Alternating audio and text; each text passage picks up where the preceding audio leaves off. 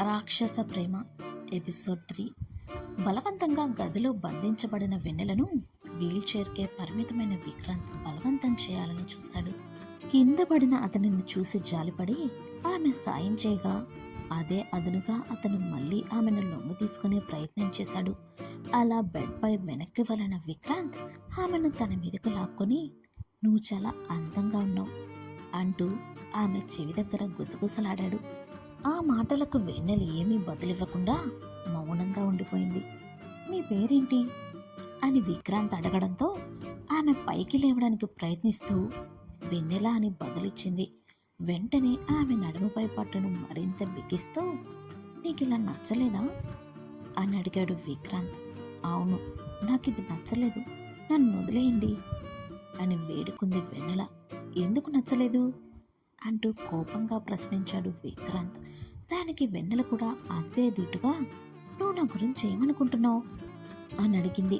వెంటనే విక్రాంత్ అహంకారంతో ఆమె వైపు చూస్తూ, "నేను నిన్ను డబ్బుతో కొనుక్కున్నాను" అని బదులిచ్చాడు. ఆ మాటల్లోని నిజం వెన్నెలను కలిచివేసింది. తన పరిస్థితి తలుచుకొని తనకే జాలనిపించి నిస్సహాయంగా అతని వైపు చూస్తూ కన్నీటి పర్యంతమైంది. "నీకు నేనంటే ఇష్టం లేదా? నీకు శారీరక బంధం మీద ఇంట్రెస్ట్ లేదా?" అని అడిగాడు విక్రాంత్.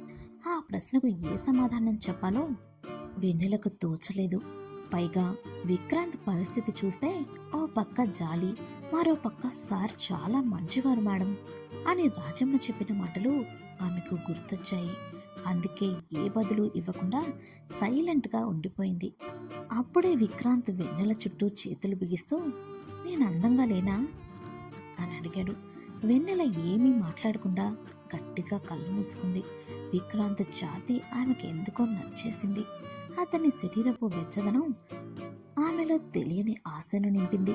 లయబద్ధంగా వినిపిస్తున్న అతని గుండె చప్పుడు ఏదో తెలియని అనుభూతిని కలిగిస్తుంటే అతని నుండి దూరంగా జరగాలన్న విషయాన్ని కూడా మర్చిపోయి అలాగే కళ్ళు మూసుకొని ఆ గుండెలపై తలవాల్చింది. ఆమె అడ్డు చెప్పకపోవడంతో విక్రాంత్ ఆమెను మరింత గాఢంగా హత్తుకుంటూ ఆమె శ్వాసను ఆస్వాదిస్తూ హాయిగా ఊపిరి పీల్చుకున్నాడు. వెన్నెల జడలోని మల్లెపూల సువాసనలు విక్రాంత్లో మత్తును రేపుతున్నాయి. ఆమె శరీరం నుండి వస్తున్న మత్తు గొలిపే సుగంధాలకు మయమరచి ఆమెను మరింత తమకంగా హత్తుకున్నాడు విక్రాంత్. కాసేపటికి ఆమె ముఖాన్ని పైకెత్తి, "నువ్వు చాలా అందంగా ఉన్నావు తెలుసా" అని మెచ్చుకున్నాడు. ఆ మాటలకు తెలియకుండానే వెన్నెల పెదవులపై ఓ చిన్న చిరునవ్వు వికసించింది. ఆ అందమైన చిరునవ్వును చూడగానే పూరేకులా విచ్చుకున్న ఆమె పెదవుల రుచి చూడాలనుకున్నాడు. ఆత్రంగా ఆ పెదాలను అందుకోవడానికి ప్రయత్నించగా విక్రాంత్ ఏం చేయబోతున్నాడో అర్థమైన వెన్నెల వెంటనే ముఖాన్ని పక్కకు తిప్పుకుంది. కానీ విక్రాంత్ మాత్రం ఆమె సిగ్గుతో అలా పక్కకు తిరిగిందని అనుకున్నాడు. వెన్నెల సిగ్గు, బాధ కలగలసిన నిస్సహాయ స్థితిలో మౌనంగా ఉండిపోయింది. విక్రాంత్ తన చేతులను మెల్లగా కిందికి తీసుకువచ్చి ఆమె నడుమును తన పిడికిలిలో బిగిస్తూ, "ఇప్పుడు చెప్పు, నేను నీకు నచ్చానా?" అని మళ్ళీ అడిగాడు. వెన్నెల తల అడ్డంగా ఊపి అతని మీద నుండి పక్కకు జరగడానికి ప్రయత్నించింది. "ఎక్కడికి? ఇలానే ఉండు" అని ఆపాడు విక్రాంత్. అయినా ఆమె ఏమీ మాట్లాడకుండా లేచి కూర్చోవడానికి ప్రయత్నించింది. వెంటనే తన కుడి చేత్తో ఆమెను గట్టిగా పట్టుకొని, "నేను నిన్ను సంతోషపెడతానని అనుకోవడం లేదా?" అని అడిగాడు విక్రాంత్. "నేను పెళ్లి చేసుకొని హుందాగా జీవించాలని అనుకుంటున్నాను" అంటూ కన్నీరు పెట్టుకుంది వెన్నెల. "పెళ్ళా?" అని ఆశ్చర్యంగా ప్రశ్నించి చిన్నగా నవ్వుతూ, "నా మీద నీకు నమ్మకం లేదా?" అన్నాడు విక్రాంత్. "లేదు, నాకు నమ్మకం లేదు" అని గట్టిగా చెప్పేసింది వెన్నెల. ఆ మాటతో విక్రాంత్ ఆమె వైపు చూసి, "ఛీ" అంటూ విసుక్కున్నాడు. చేతులు వణుకుతున్నా సరే 2 చేతులతో మంచం అంచును పట్టుకొని నెమ్మదిగా లేచి కూర్చొని మంచానికి కాస్త దూరంగా ఉన్న వీల్చైర్ను అందుకోవడానికి ప్రయత్నించాడు. విక్రాంత్ అవస్థ చూసి వెన్నెలకు జాలేసింది. వెంటనే లేచి వీల్చైర్ను అతనికి దగ్గరగా జరిపింది. ఆ సమయంలో ఆమె బయట పక్కకు జరిగి ఉండడంతో చందనం రంగులో మెరుస్తున్న ఆమె అందాలు అతని కళ్ళను విందు చేశాయి. దాంతో మళ్ళీ అతనిలో కోరిక బుసలు కొట్టింది. ఆత్రంగా వెన్నెల చేయి పట్టుకుని తన మీదికి లాక్కోవడానికి ప్రయత్నించాడు. కానీ ఈసారి వెన్నెల చిరాకుతో అతని చేతిని విసిరికొట్టి దూరంగా జరిగింది. ఎప్పటికైనా నిన్ను నా సొంతం చేసుకుంటాను అంటూ తనని ఊరిస్తున్న ఆమె ఎత్తైన ఎదవైపే చూస్తూ వీల్చైర్లోకి మారాడు విక్రాంత్. ఆపై ఆమెను పైనుండి కిందికి చూస్తూ, వీడి నుండి తప్పించుకున్నానని సంతోషంగా ఉంది కదా, కానీ నిన్నంత సులువుగా వదిలిపెట్టను అని హెచ్చరించి తలుపు తెరుచుకొని బయటకు వెళ్ళిపోయాడు. అతను వెళ్ళిపోవడంతో వెన్నెలకు తాత్కాలికంగా ఉపశమనం లభించింది. కానీ కాసేపటికే జరిగిందంతా తలుచుకుంటూ విక్రాంత్ తన శరీరాన్ని ఎక్కడెక్కడ తాకాడో గుర్తు చేసుకుని తనలో తానే కుమిలిపోయింది. విక్రాంత్ బారి నుండి తప్పించుకోవడానికి ఏదైనా మార్గం ఉందా అని ఆలోచిస్తూ ఆ గదిలోనే దిగులుగా ఉండిపోయింది వెన్నెల. ఆవేశంగా తన గదిలోకి వచ్చిన విక్రాంత్ కోపంతో తన కంటికి కనిపించిన వస్తువులన్నింటినీ నేలకేసి కొట్టాడు. పెళ్లి మండపం, పెళ్లి, ఆశీర్వదించడానికి వచ్చిన ఆ పెద్దలు అని తలుచుకుంటూనే అతనిలో విరక్తి పెరిగిపోయింది. అదంతా ఓ పెద్ద అబద్ధం అంటూ గట్టిగా అరిచాడు విక్రాంత్ వెన్నెలని గుర్తు చేసుకుంటూ. నేను మనిషినే కదా, నన్నెందుకు ఎవ్వరూ అర్థం చేసుకోరు? అసలు నాకేం కావాలో ఎందుకు ఎవ్వరూ ఆలోచించరు? నేనంటే ఎవరికీ ఇష్టమే లేదు, నన్ను ఎవ్వరూ ప్రేమించరు అని బాధపడుతూ బీరువాలోంచి ఓ ఫుట్బాల్ తీసి దానివైపే మౌనంగా చూస్తుండిపోయాడు. తన లైఫ్లో సంతోషంగా గడిపిన ఆ బ్యూటిఫుల్ మూమెంట్స్ గుర్తొచ్చి అతని కళ్ళలో నీళ్లు నిండాయి. వెన్నెలను ఉద్దేశించి, ఒక్క 5 నిమిషాలు నా కోసం సర్దుకోలేవా అతను ఆవేశంగా వేసిన కేకలు ఆ రూమ్ గోడలను ఢీకొట్టి బయటకొచ్చాయి. అతని గదిలోంచి వస్తున్న ఆ అరుపులు లివింగ్ రూమ్ వరకు వినిపిస్తున్నాయి. ఇటువైపు చీకటి గదిలో మంచం మీద నీరసంగా వాలిపోయిన వెన్నెల ఆ అరుపులకు ఒక్కసారిగా ఉలిక్కిపడి లేచి కూర్చుంది. ఆ గొంతు ఎవరిదా అని కంగారుగా అటు ఇటు చూసింది. మెల్లిగా పైకి లేచి తన బట్టలు సర్దుకొని రూమ్ డోర్ తెరిచింది.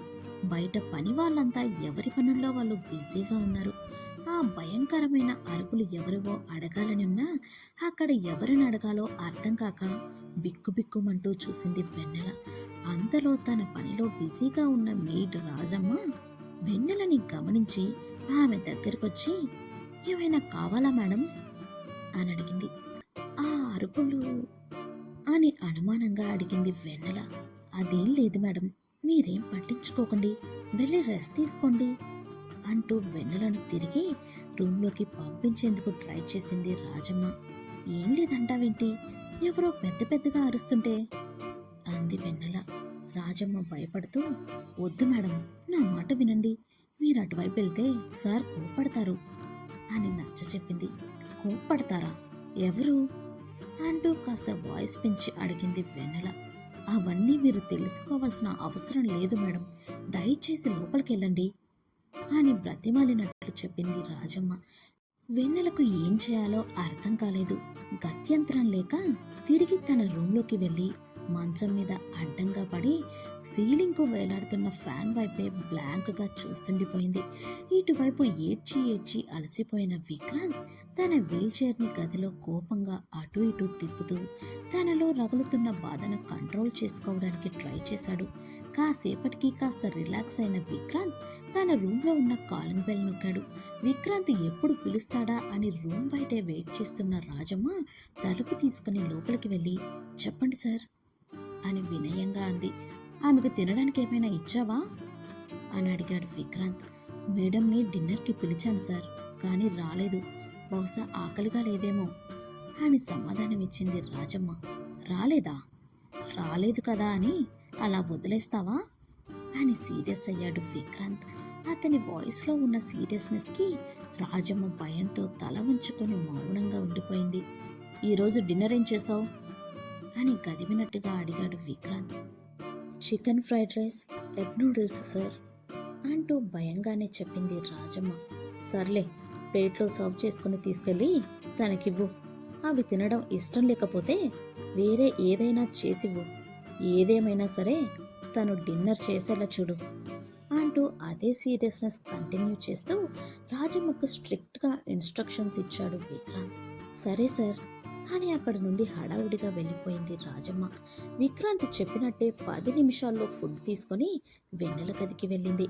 సగం తెరిచి ఉన్న డోర్ని చిన్నగా తట్టి, మేడం, ఫుడ్ అంటూ మెల్లగా పిలిచింది రాజమ్మ. వెన్నెల విసుగ్గా, నాకు ఆకలిగా లేదని ముందే చెప్పానుగా అంది. అలా అనకండి మేడం, కొంచెమైనా తినండి.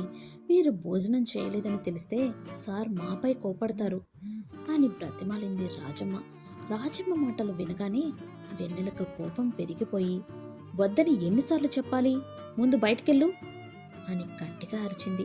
విక్రాంత్ మాట కాదంటే అతను ఎలా రియాక్ట్ అవుతాడో తెలిసిన రాజమ్మ వెన్నెలని కాసేపు బతిమాలింది.